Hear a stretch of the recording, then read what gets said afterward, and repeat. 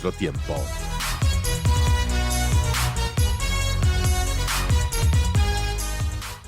Y damos la bienvenida a Abel Defina, analista económico.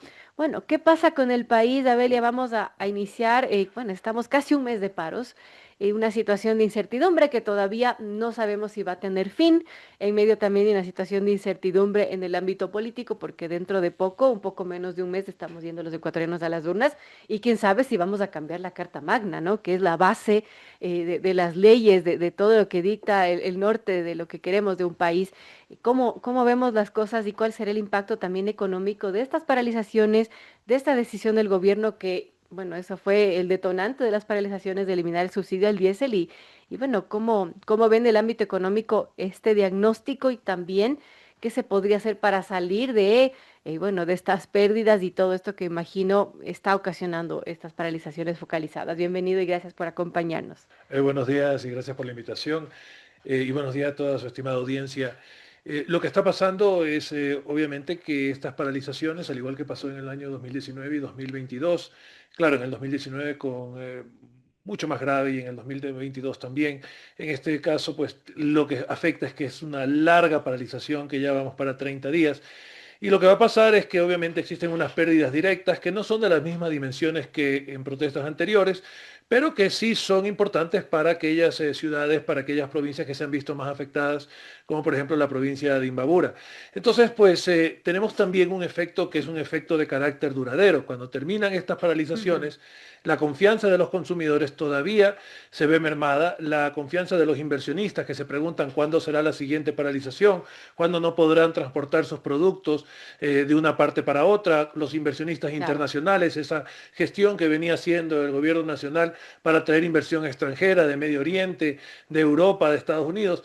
Todas esas inversiones se cuestionan pues cuál será la situación del país en un futuro. Y eso afecta obviamente a la economía, más allá de cuando se terminan las paralizaciones. Según un estudio del mismo Fondo Monetario Internacional, el efecto de las paralizaciones es que la economía pierde alrededor de un 1 o 2% de su capacidad y venimos saliendo de una recesión. Sí, tenemos números positivos en estos dos trimestres Ujú. primeros, pero pues eso va a impactar la economía no solamente en el año 2025, sino también durante todo el 2026.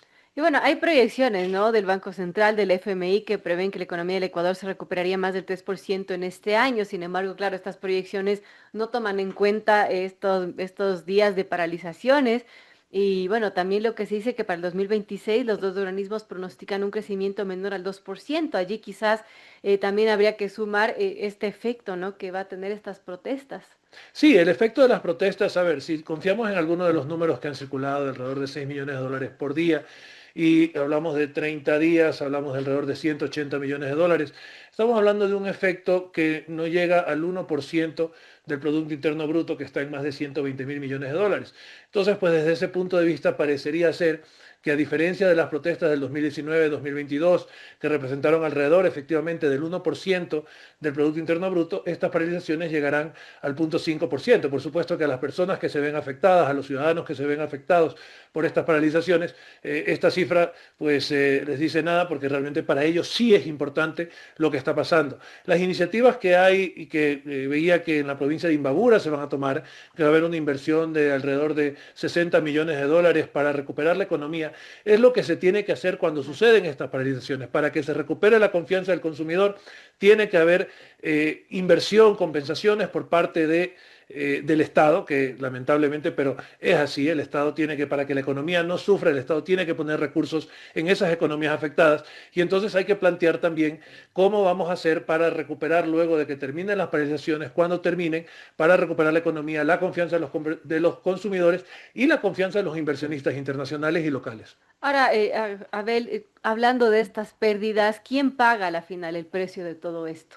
El precio de todo esto obviamente lo pagan los ciudadanos, los pagamos todos porque las pérdidas que pueda, por ejemplo, tener el Estado las repercute en un incremento quizás de impuestos, una mayor quitada de subsidios o la incapacidad del Estado para cubrir los gastos de educación o las inversiones de educación, las inversiones en salud, los gastos en salud. Sabemos que hay una situación preocupante en el tema de medicinas, de atención de la salud, de cirugías pendientes y todo eso, pues obviamente, pues mientras el país no produzca, seguimos teniendo una situación de pérdida de ingresos para el país, pérdida de ingresos para el Estado. Ahora bien, también es cierto que estas paralizaciones hay que conceder que se debe también a una situación de estancamiento que vive el país de hace casi 10 años. Y esa situación de estancamiento nos hace preguntar si al mismo tiempo que estas paralizaciones causan pérdidas, también son un efecto de la falta de un dinamismo de la economía. Porque si bien nos hemos recuperado, hemos dado el rebote del año 2024 en el año 2025, no quiere decir que la economía esté bien. Si perdimos en el segundo trimestre del 2024 alrededor de 4.5% del Producto Interno Bruto y estamos ganando en el segundo trimestre del 2025 el 4.3%, lo que quiere decir que hemos rebotado para estar casi igual. Algo parecido sucedió en la pandemia, pero lo que tenemos es un crecimiento del país de alrededor del 1%, 2% máximo, y tenemos una situación en la cual pues ese estancamiento hay que solucionarlo. Por lo tanto, aunque se terminen las paralizaciones, sigue pendiente el problema de cuáles son los motores del desarrollo, cuáles son los motores del crecimiento del empleo, cuáles son los motores del crecimiento del desarrollo de las pequeñas y medianas empresas. Y entonces tenemos todavía un problema subsistente, un problema estructural en el Ecuador al cual hay que darle solución. Compleja situación, amigos. Son las 7:31. Conversamos con Abel Defina, analista económico, Andrés. Muchas gracias por aceptar la invitación, estimado Abel. Yo quiero Encantado. consultarle, hay consenso prácticamente de manera técnica entre los economistas que era una medida necesaria la eliminación del subsidio. Sin embargo, yo quiero preguntarle si estas medidas de ajuste en el mediano o largo plazo pueden incidir en que haya más crecimiento, es decir, cierras el déficit, pero a la larga tú puedes invertir en las cosas que más necesitas y no sigues gastándote en el subsidio. O estas medidas de ajuste más bien va a ser un golpe adicional para los ecuatorianos. Creo que ahí está la clave de lo que hay que discutir, que es para qué se eliminan los subsidios, ¿no? Es decir, la eliminación del subsidio está justificada porque es una medida en la cual habían 1.300 millones de dólares que se iban al subsidio del diésel, en los cuales no generaban un impacto de creación de empleo. Es decir, sí, mantenían los precios de mercado en lo que tiene que ver con el transporte, que no tenían que absorber el costo completo del precio del diésel. Y eso significaba precios de mercado de transporte más bajos. Pero el objetivo, ¿cuál es de un subsidio? El objetivo de un subsidio tiene que ser que haya, como dice usted, un desarrollo, un crecimiento del país, que haya un crecimiento del empleo. Ahí van bien los subsidios. Los chinos lo saben muy bien. Cada 5 años ellos dicen, vamos a subsidiar a estas industrias, a estas industrias, a estas industrias. ¿Por qué? Porque tienen un proyecto para que esas industrias, con los subsidios, más innovación, más proyectos de desarrollo para esas industrias, redunden un crecimiento del empleo y la incorporación de grandes cantidades, como han sido exitosos los chinos, grandes cantidades de personas, grandes cantidades de ciudadanos a la economía. Para eso tienen que servir los subsidios. Y la discusión que tenemos que tomar es, una vez que hemos quitado los subsidios porque no daban resultado donde estaban, ¿dónde los vamos a poner? Y las compensaciones que se han planteado son compensaciones que van en la dirección de estimular la demanda, por ejemplo, estas compensaciones a las mujeres o las compensaciones a los estudiantes o las compensaciones a ciertos sectores, pero no van en la dirección todavía de crear capacidad productiva, de dar empleo a los profesionales. Fíjense, hemos tenido una recuperación económica en este año, pero los empleos de los profesionales, los empleos de la información, los empleos de comunicación, los empleos modernos siguen estancados, siguen sin recuperarse con respecto a los niveles del año 2023. Y entonces tenemos una situación en la cual hay que utilizar esos 1.300 millones de dólares de una manera sabia que nos permita crear empleo, que nos permita crear desarrollo. Y en ese mismo sentido, ¿cuál es la manera que un país genera progreso? Ahora acabamos de estrenar un nuevo Nobel de Economía, Joel Mokyr, que habla del crecimiento y de toda la cultura del crecimiento. Dice que existen culturas que son más favorables para el crecimiento y hay culturas que en cambio limitan el crecimiento. Yo creo que acá con todo lo que hablamos tenemos una cultura que limita mucho el crecimiento y la innovación. Pero ¿cuáles son esos marcos que debemos tener para que el crecimiento se dé en un país? El marco, mire, usted mencionaba el Premio Nobel del 2025 y se liga muy de cerca con el Premio Nobel del 2024. El Premio Nobel del 2024, Robinson y Acemoglu. Robinson, Acemoglu, entonces ellos y Johnson, ellos dicen que tiene que haber instituciones que se llaman inclusivas, es decir, que hay que incluir a la población. Las economías no pueden ser economías extractivas, es decir, que sacan recursos naturales. Que la clase política lo único que hace es exprimir a los ciudadanos, La clase básicamente. política y una parte de la clase empresarial que también, tiene que ver con la extracción de recursos y la transferencia de esos recursos hacia otros países. Y entonces pues tenemos una situación en la cual si no hay inclusión, si no hay pequeña, mediana empresa, si no hay un proyecto para que las pequeñas y medianas empresas, para que los pequeños y medianos emprendedores contribuyan a esa exportación, a esa situación de subida de las exportaciones que hemos tenido, ¿verdad? Si no nos preguntamos cómo está el tejido empresarial, cómo se incorporan los emprendedores, cómo se incorpora la innovación, ¿verdad? Si no tenemos eso, entonces vamos a tener vamos a tener industrias muy modernas que excluyen del desarrollo a la gran mayoría de los ecuatorianos. Entonces, tiene que haber por parte, por ejemplo, del Ministerio de Producción, del Ministerio de la Economía, proyectos de inclusión, proyectos de encadenamiento productivo, proyectos de apoyo a la manufactura, que se ha perdido increíblemente en el Ecuador. Se ha recuperado el comercio, pero la manufactura sigue bajísima. Y entonces tenemos entonces que tirar un poco hacia lo que un poco plantea el presidente Trump, que es hacer América grande de nuevo, hacer al Ecuador grande de nuevo, ¿verdad? Haciendo, pues, forzando un poco el tema de que haya actividad, que aunque parezca que hay que subsidiarla, esa actividad al principio va a ser subsidiada, pero luego esa actividad debería poderse parar sobre sus propios pies y ser productiva para el Los país. subsidios temporales y focalizados a ciertas industrias que sabes que te van a generar retorno, porque si botas todo en el subsidio del diésel, no vas a poder maniobrar con esos y recursos. controlando que no exista la falsa industria, y controlando que existe industria verdadera. Y eso, fíjese, en los años 70 era muy difícil porque no había la capacidad de información y de manejo de información y de análisis de información que hay ahora. Pero en este siglo, con el desarrollo de la inteligencia artificial, con el manejo de datos, es muy fácil saber quién está siendo productivo y quién no está siendo productivo. Y por lo tanto es muy fácil saber a quién le corresponde seguir recibiendo el subsidio y a quién no le corresponde seguir recibiendo el subsidio. Y hacia allá tenemos que ir, hacia ese tipo de tecnología que nos permita saber que esos subsidios que van a crear desarrollo, que crean producción, que son dados para mejorar la industrialización y la creación de empleo, realmente estén dando resultados utilizando la tecnología que hay hoy por hoy. A ver, volvamos a esta coyuntura del paro porque es importante también, bueno, analizar un poco estas demandas que ha tenido la CONAIE. Una de ellas, por ejemplo, se hablaba en un momento de bajar el IVA como una especie de compensación por esta decisión del gobierno de eliminar el subsidio al diésel. Otra que sale ahora recientemente es que se aumente el salario básico a $650. ¿Cómo ve estos pedidos que hace la CONAIE? Son pedidos que de alguna manera no voy a decir que son justos, pero son comprensibles, son entendibles.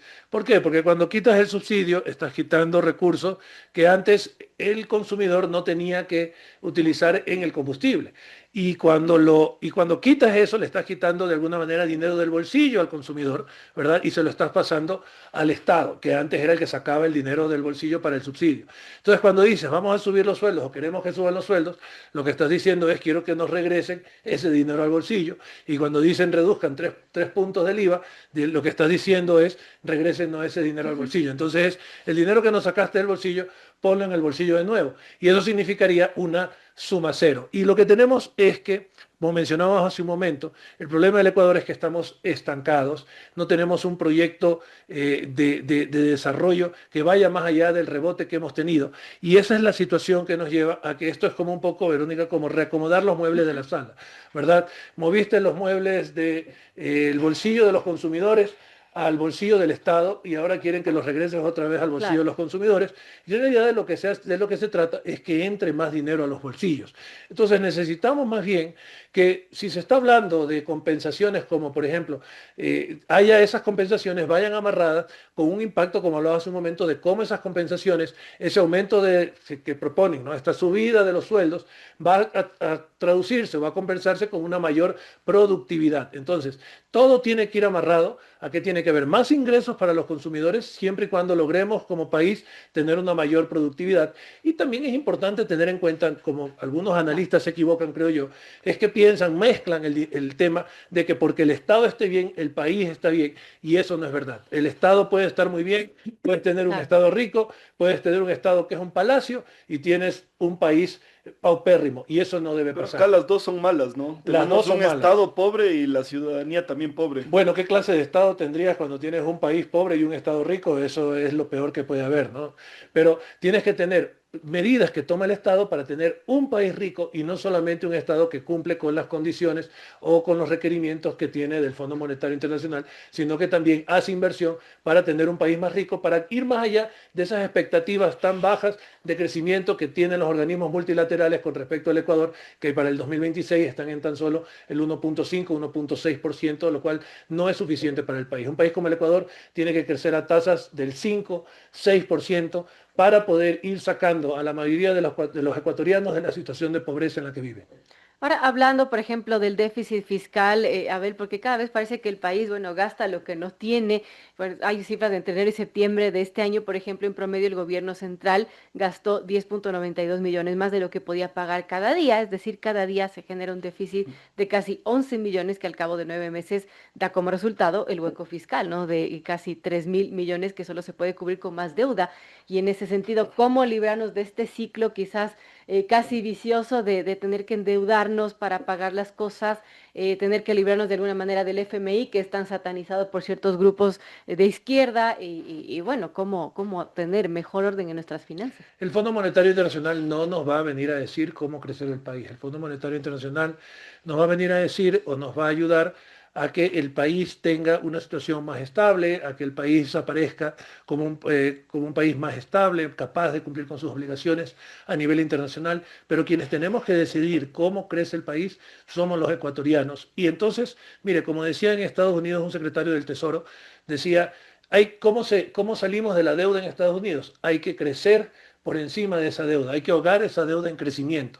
Y ahogar esa deuda en crecimiento va por el lado de lo que ha funcionado, que está funcionando en el 2024-2025, que es el crecimiento de las exportaciones, pero esas exportaciones tienen que ser inclusivas, quiere decir que no deben dejar afuera a los pequeños y medianos empresarios, ahí hay que hacer correcciones. El país ha recuperado el consumo, pero ese consumo se ha recuperado con un crecimiento muy importante de las importaciones han crecido más inclusive que el consumo. Alguna parte de eso es para bienes de inversión, obviamente, Ujú. bienes de capital, pero alguno de eso es también para mucha parte del parque automotriz que crece en el Ecuador. Y mucho de eso también es porque muchas industrias han dejado de producir y se han convertido en importadoras y Claro. comerciantes. Entonces tenemos una situación en la cual mientras las exportaciones vamos bien, el consumo va a ir bien, pero eso no hace un país. Por lo tanto, hay que recuperar la industria, hay que recuperar la industria, la manufactura de alimentos, hay que recuperar la industria de manufactura de no alimentos también, de bienes duraderos, y esto necesita entonces una política industrial, y ahí tienen que involucrarse no solamente el Estado central, sino que tienen que también involucrarse los gobiernos seccionales. También cada ciudad, cada provincia debe tener su propio proyecto de desarrollo. He visto, por ejemplo, en la provincia del Guayas, la prefectura del Guayas maneja ya, mire, programas para los agricultores, programa de entrega de plantas, programa de desarrollo agrícola, programa de desarrollo de emprendedores, y estas son las iniciativas. Aún le faltan a ellos tener una política de desarrollo, van haciendo cosas un poco paso a paso, a cómo van llegando las ideas, pero creo que las prefecturas, las alcaldías tienen que hablar también del tema de cómo crear empleo y cómo generar crecimiento en las ciudades. Ahora, es súper complicado en el país, por ejemplo, tener trabajadores y mantener esos trabajadores porque es costoso. Hay una nota de diario La Hora que Mm. dice, el Ecuador es el país donde despedir a un empleado cuesta más que crear trabajo, y según el Banco Mundial, porque lo cita, dice, las leyes laborales son tan rígidas y los costos laborales tan altos en relación con la productividad, que el país figura entre los casos de países más caros del mundo para contratar y para liquidar empleados. Y en esas condiciones, bueno, ¿cómo generar empleo, cómo ser más productivos, ¿no? Bueno, a ver, ahí hay una precisión, ¿no? Crear una fuente de empleo cuesta una fuente real, no un sueldo por un empleo vago que no existe, sino una fuente real de empleo. Cuesta en realidad entre 20.000 y 30.000 dólares por fuente de empleo. Entonces, pues varía entre si lo haces en la agricultura o lo haces en la industria o Claro. lo haces en el comercio, pero son 20.000, 30.000 dólares por fuente de empleo. Entonces, no es tan cierto ese artículo, creo yo, porque efectivamente sí es un altísimo costo, pero entiendo a dónde va, que es eliminar un lugar de trabajo o despedir un empleado es altamente costoso. Y eso además tienes que subirle entonces, tienes que sumarle ese costo de despedir a ese empleado, tienes que sumarle a esos 20, 30 mil dólares que ya estás poniendo. Entonces, si ya no tienes los 20, 30 mil dólares para crear ese empleo Ah, y encima existe el pago de la indemnización por despido intempestivo, entonces quiere decir que obviamente va subiendo mucho más la Pero cuenta. esos 20, 30 mil dólares, ¿usted de dónde saca la cuenta? Si a la final el salario básico está bordeando $470 y con décimo tercero, décimo cuarto y es vacaciones, quizás se te dobla, digamos, $800 Precisamente, mensuales. no estoy hablando de lo que cuesta pagarle el sueldo a una persona. Estoy hablando de, por ejemplo, en agricultura. Si una persona puede manejar 5 hectáreas de producción, entonces la inversión necesaria para hacer 5 hectáreas de producción en la cual trabaje esa persona cuesta 20 mil, 30 mil dólares. Es ese puesto de trabajo, es ese puesto en la industria que viene junto no solamente con el sueldo de la persona, que es parte del costo, pero también viene junto con la máquina que se necesita o con el desarrollo o con la inversión ¿Y en eso es esas solo 5 industria o hectáreas. también servicios y comercio, otras industrias? En general, porque fíjese, aunque usted no lo vea en servicios, aunque no exista la maquinaria, para conseguir un cliente adicional en servicios, uno tiene que tener una fuerza comercial, tiene que tener un producto, tiene que tener unos servicios, y eso entonces tiene un costo o una inversión que hay que O sea, hacer. su cálculo es entre $20,000 adicionales que genere una empresa, puedes contratar un empleado Entre adicional. 20 mil, 30 mil dólares son datos del Ecuador y son datos a nivel internacional también, que entre 20 mil y 30 mil dólares cuesta crear una fuente de empleo para una persona en el Ecuador. Pero si queremos liberalizar un poco el tema salarial, si queremos ser más competitivos con países vecinos, ¿usted está de acuerdo con trabajo por horas, por ejemplo, o otras modalidades de contrato que ahora no contempla la ley y con eso tener un empleo más adecuado? Porque recordemos que solo hay 30, 35% de ecuatorianos así que están es. en el IES. Esa es una excelente pregunta. Creo yo que el trabajo por horas va muy bien cuando una economía crece.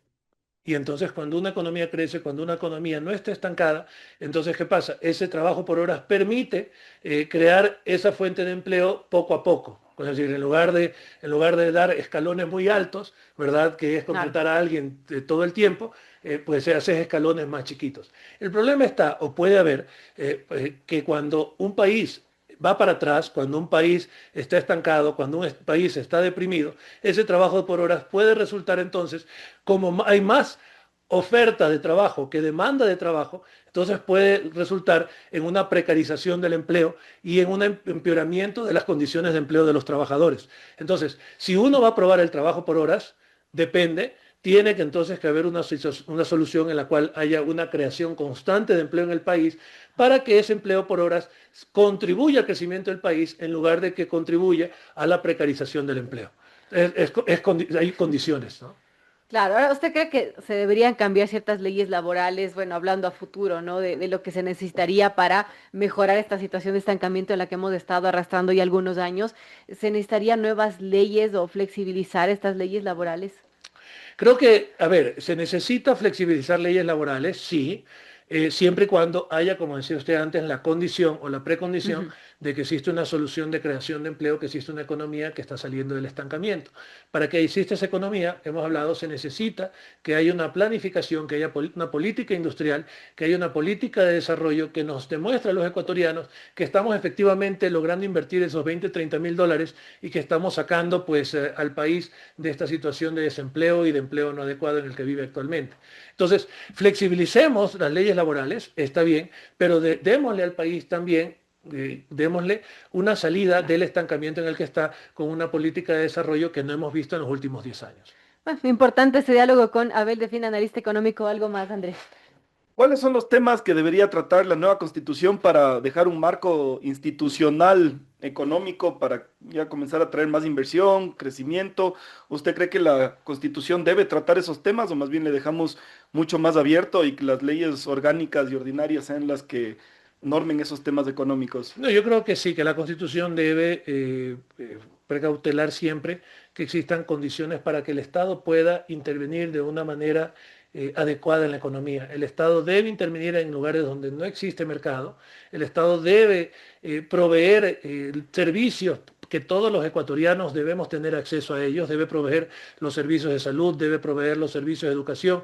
¿Para qué? Para que exista igualdad de oportunidades para los ecuatorianos, para que exista, es decir, que cada ecuatoriano llegue a donde puede llegar, y eso me parece que está bien, pero que cada ecuatoriano pueda tener el mismo punto de partida justo y necesario para desarrollar sus capacidades y potencialidades. Entonces, en esa medida, ¿eso tiene que ver con economía? Sí, eso implica que el Estado tiene un rol. Así es. Y el Estado tiene un rol también, porque nosotros pagamos el impuesto al Estado.